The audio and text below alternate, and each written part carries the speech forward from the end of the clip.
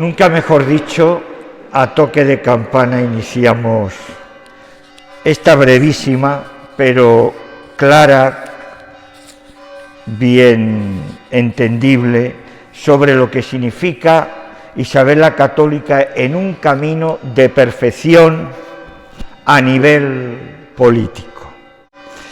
Quería empezar esta pequeña ponencia, este pequeño acto académico, aquí en Muriel de Zapardiel, en su parroquia, en el día de San Roque, en la fiesta de San Roque, la Virgen también que tenéis de la Asunción, con un pensamiento claro, profundo, entendible de Isabel la Católica.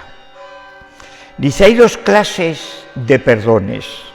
Isabel la Católica fue una persona que en su vida, en su caminar, no solo como reina y política, sino como mujer devota de la orden franciscana y devota de sus grandes devociones, como era la Virgen de las Angustias. Por cierto, que hay gente aquí de Arévalo, que Isabel la Católica cogió de Arévalo, los dulceineros son de Arévalo, por cierto, que me han venido a saludar. De ahí cogió de niña, en esas casas reales que ya no existen, cerca de Santa María la Mayor, la gran devoción de la Virgen de las Angustias, que luego llevó a todos los lados, incluyendo mi ciudad natal, Granada. La patrona de Granada es la Virgen de las Angustias, como la de Guadix y la de tantos lugares.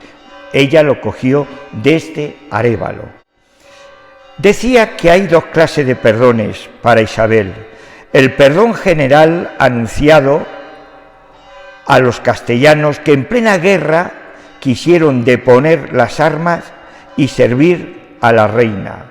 No hablamos de tratados de paz, que no tiene que ver nada con el perdón, con Portugal, que siguieron al conflicto y a la victoria. Ya sabéis que Castilla fue de repente invadida por los portugueses y hubo una guerra, y la reina ahí se vio al año justamente de coger ella como reina, de ser ella reina, y ahí se ve cómo ella ya apuntaba ese corazón de perdón, que solamente lo pueden tener los santos, estén o no estén los altares. Y sigo meditando. Y los perdones particulares e individuales a los que no depusieron las armas y fueron vencidos. La reina supo perdonar también a esos vencidos. En lo uno y en lo otro, el perdón se presenta rico de matices y detalles que definen más que a una el color de cada cristal, según miremos ese cristal y esas transparencias. Si el historiador se entrega dócilmente a la documentación, se sentirá aquí desbordado por ella, que le rendirá por cansancio ante la multiplicidad de detalle.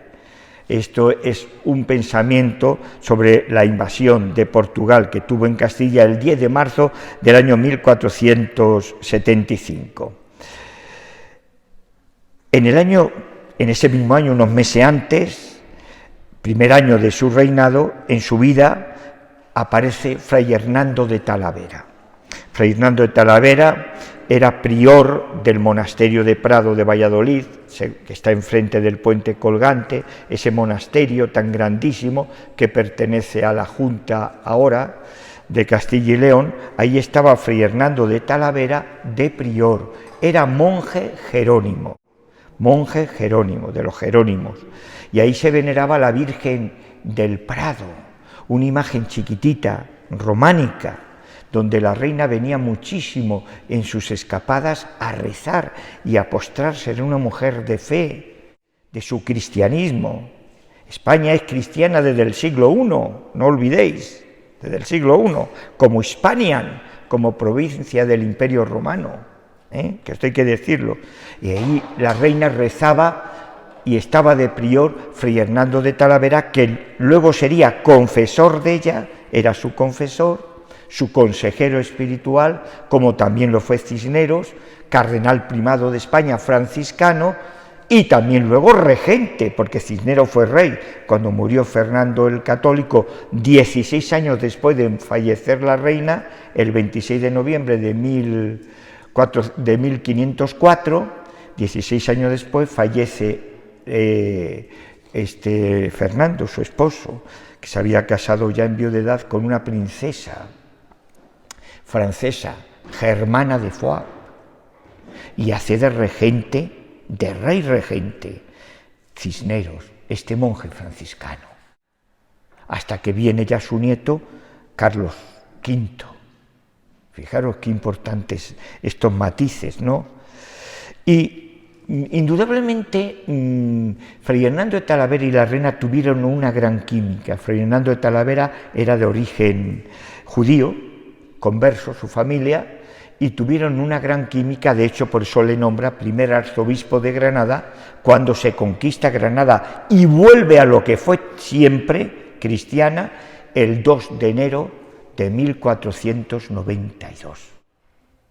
Todas las campanas de la cristiandad tocan, porque Europa había vuelto a sus raíces, al cristianismo. Fue algo exterior que invadió durante 800 años Europa, donde ella ya venía de hacía muchísimos siglos antes siendo cristianas, y vuelve otra vez al cristianismo. Y ese mismo año, fijaros bien, eso el 2 de enero de 1492. Pero el 12 de octubre de ese mismo año, Rodrigo de Triana, desde aquellas tres calaveras, la Pinta, la Niña y la Santa María, grita ¡tierra! Y se descubren las Indias.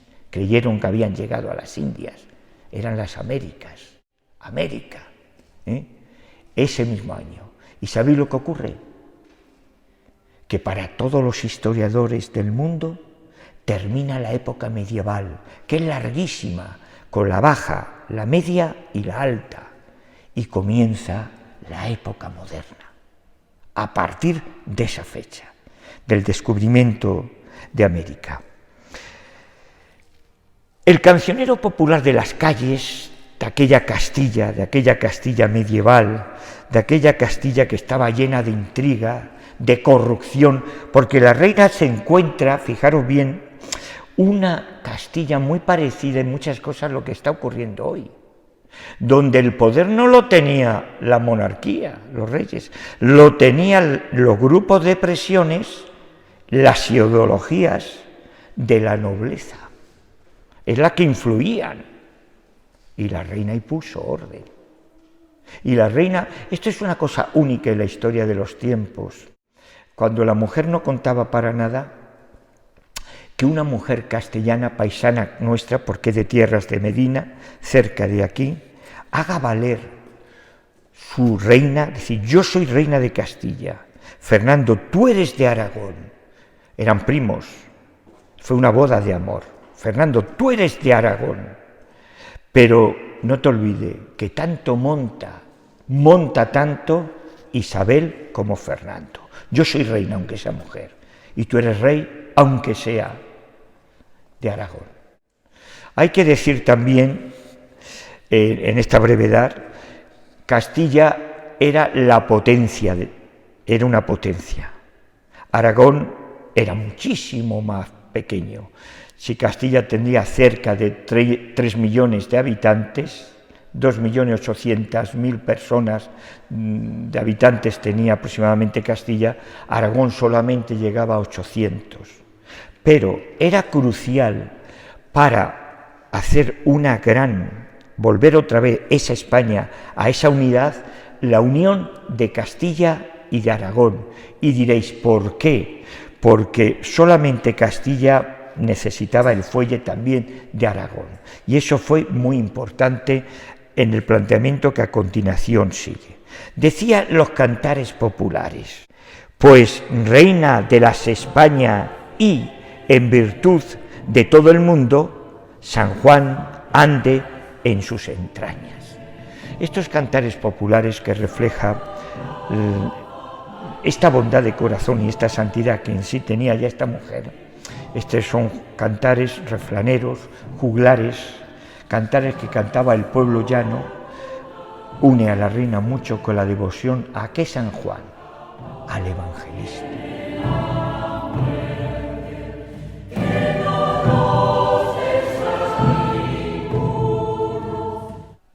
Ella, y de hecho el águila que lleva es el águila de San Juan, el evangelista, en su escudo, como veis, de los reyes católicos. Ella fue una gran devota de San Juan el Evangelista.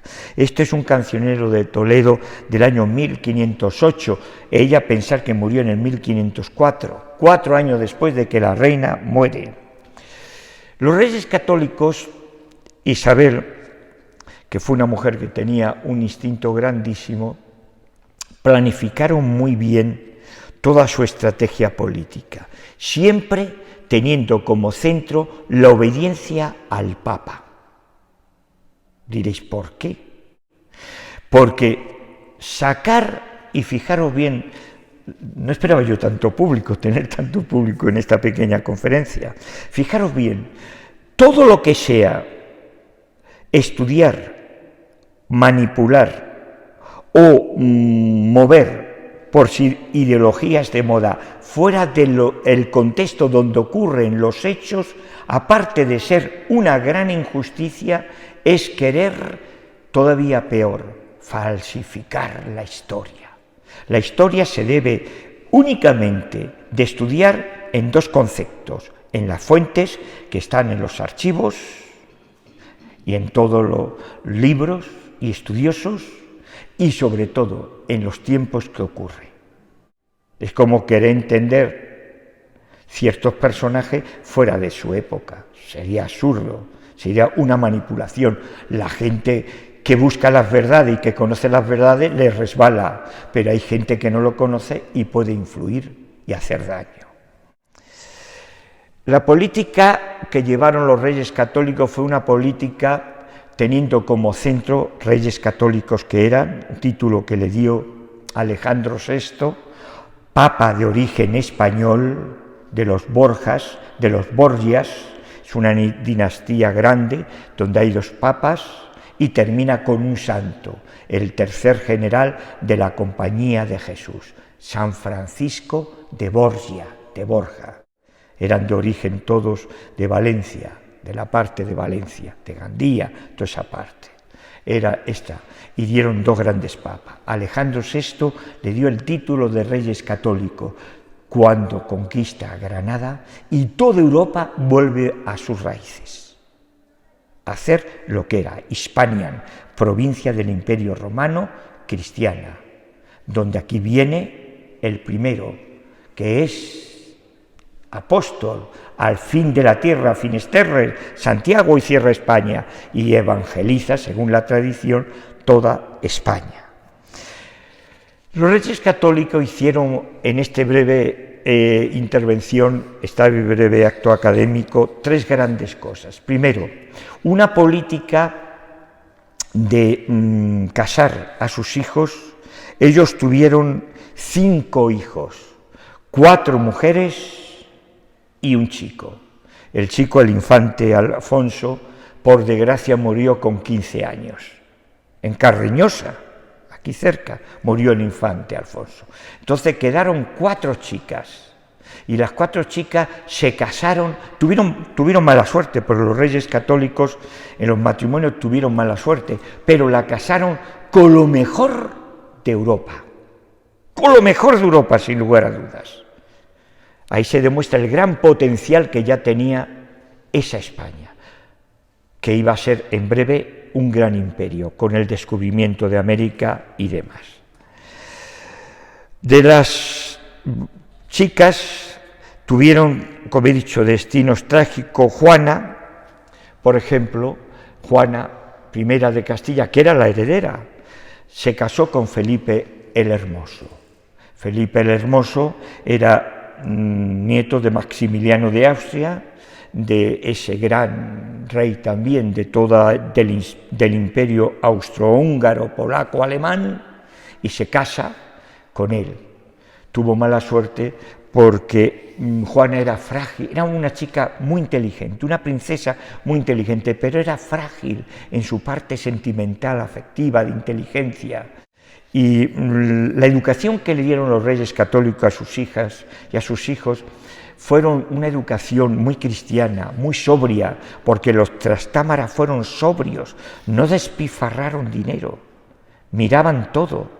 ¿Por qué? Porque ellos querían que las diferencias sociales fueran las mínimas en sus reinos.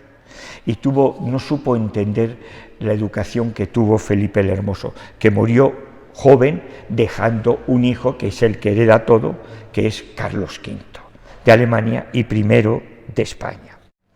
Luego llega Catalina de Aragón. Catalina de Aragón la casan con el rey de Inglaterra, muy católico, el rey Eduardo de Escocia, y se casaron enamorados, porque Catalina partió del puerto de Laredo, donde fueron los reyes católicos a despedirla, a su hija, y lloraron, dicen las crónicas, a ver cómo partía en esa calavera allá a un lugar tan lejano como era la Gran Bretaña, para casarse con un rey católico como era Eduardo de Escocia. Tuvo muy mala suerte, porque Eduardo muere pronto y al quedar viuda Catalina se casa con su hermano Enrique VIII, un rey barba azul.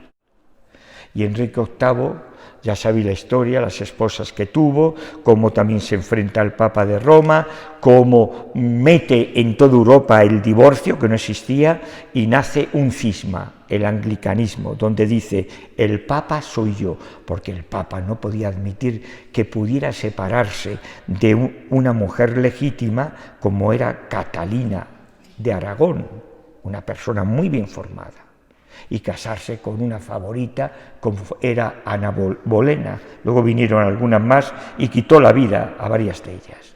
Esto sería alargarme mucho. ¿Cómo consideran los ingleses, dentro de esa leyenda negra que se inventaron, a Catalina de Aragón, una mujer piadosa, por así decirlo, y de una santidad, y fiel a su marido? Murió en uno de los castillos, en soledad, pero fiel a ese matrimonio. Esta fue Catalina. Luego llegan Isabel y María. Isabel y María era crucial, esto produce unos frutos en la época de Felipe II. Era crucial unir Portugal con España, después de la guerra civil, de la guerra que había habido, que invadieron porque le dio la gana, invadieron Castilla a los pocos meses de ser proclamada, porque en España se proclaman, no se coronan, ni se le ponen banda a los reyes, se proclaman reyes, desde los reyes católicos hasta Felipe VI. Se proclaman, se ponen en un plan simbólico en las cortes, como veis, en una mesa la corona y el báculo, como señal de realeza, el báculo, pero son proclamados por las cortes. Esto viene ya de la tradición de los Trastámara. Casó a Isabel, la casó con Manuel I de Portugal, murió Isabel y se casó luego María con el mismo rey, lo cual queda todas las hijas casado con lo principal. Fijaros qué política. El infante heredero, como era don Alfonso, murió con 15 años. Pero en la vida de Isabel, Alfonso marca muchísimo. Diréis, ¿por qué? Porque el rey Juan II de Castilla, que se casa en Madrigal de las Altas Torres, que es donde nace Isabel la Católica, y donde tenemos, si queréis, este sábado tenemos a las 9 de la noche Madrigal con su reina, un acto impresionante que llevamos ya 7 años haciéndolo. Ahí nace Isabel y la bautizan en la iglesia de San Nicolás de Bari, que es donde se casa también en segunda nuncia el padre de Isabel, Juan II de Castilla, con Isabel de Portugal. ¿Veis? Vais viendo cómo va todo caminando. Y terminando ya, porque ya me queda 7 minutos y no puedo alargarme, que luego entramos en la celebración. Aquí veis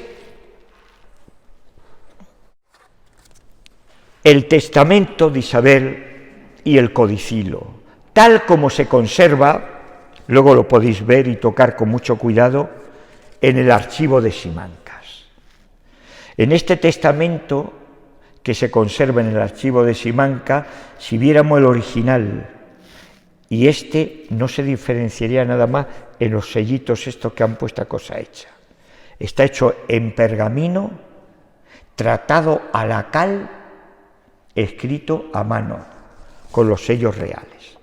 Es una copia facsímil, que en la comisión de Isabel la Católica, donde se lleva el proceso de beatificación, donde yo soy el responsable por designación del cardenal don Ricardo Blázquez, allí la gente se puede adquirir el testamento pidiéndolo, va con un libro donde se explica todo lo que aquí hay. El testamento se escribe durante un espacio de tiempo, unos meses antes, donde ella ya va dictando, ya está ya enferma, muere el 26 de noviembre de 1504, como he dicho, de un cáncer de útero, en las casas, en los alcázares, en las casas reales de Medina del Campo, no en el castillo, en el palacio testamentario que llama, toda esa parte que hay detrás, que se ha descubierto, ahí, eso eran los alcázares, las casas reales, y ahí muere. Y aquí hay un tratado de honestidad, de normas, y de cómo deben, al morir ella, seguir tratando, no solo entre ellos, sino tratando lo que es la humanidad y la unidad de una nación, que siempre venía ya de antes, pero se vuelve a recobrar. El codicilo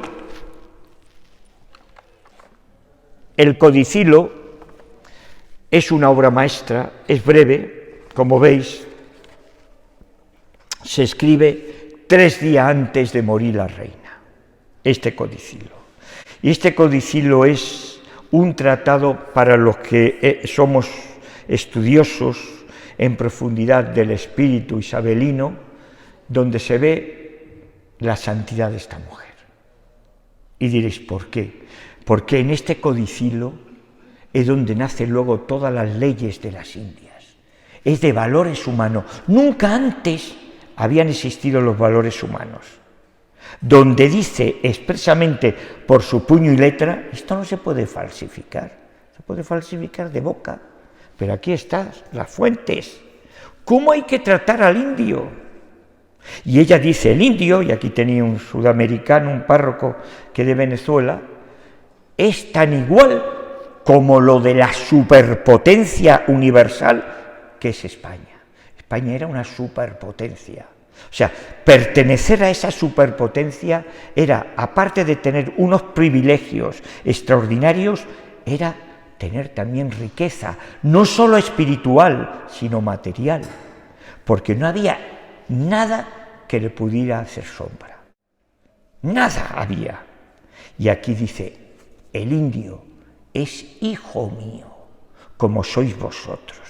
No es una raza en inferioridad de cabeza, de sentimientos, de corazón, no. Es una raza igual que la vuestra, donde hay que cuidar, mimar, instruir, evangelizarle. ¿Por qué?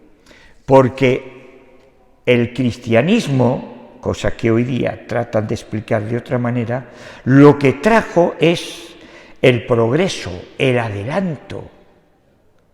Los pueblos paganos estaban en el paganismo, que era otra historia, ¿no? Y entonces cuando el Imperio Romano, fijaros bien, se une en 4 cosas, nunca antes ningún imperio lo había hecho, y España era una provincia de este Imperio Romano, y ya termino, se unen en leyes, que se estudia el primer año en derecho romano, en leyes, se une en lengua, cosa única en ningún otro imperio, ni los griegos los tuvieron, los persas menos, que era el latín. Toda nuestra lengua desciende del latín, el francés, el español, el italiano, todas son lenguas latinas, en latín. En religión, todo el imperio se une en religión, cristianismo, con el emperador Constantino y su madre, la emperatriz Santa Elena, se bautiza. Ninguna persona, por ser cristiano, puede morir ante las fieras. Todo el imperio se une en una misma religión, cristianismo, y una misma moneda.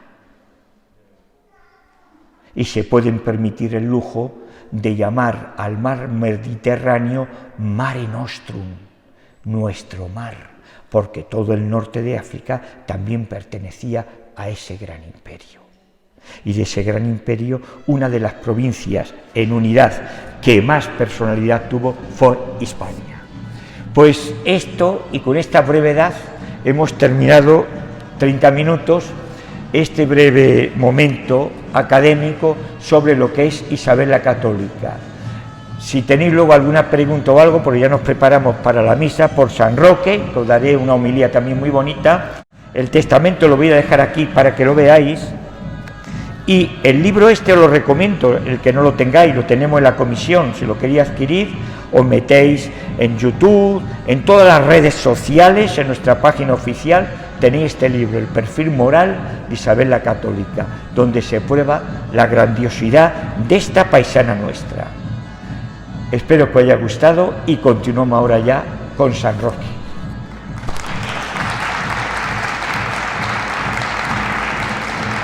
Muchas gracias.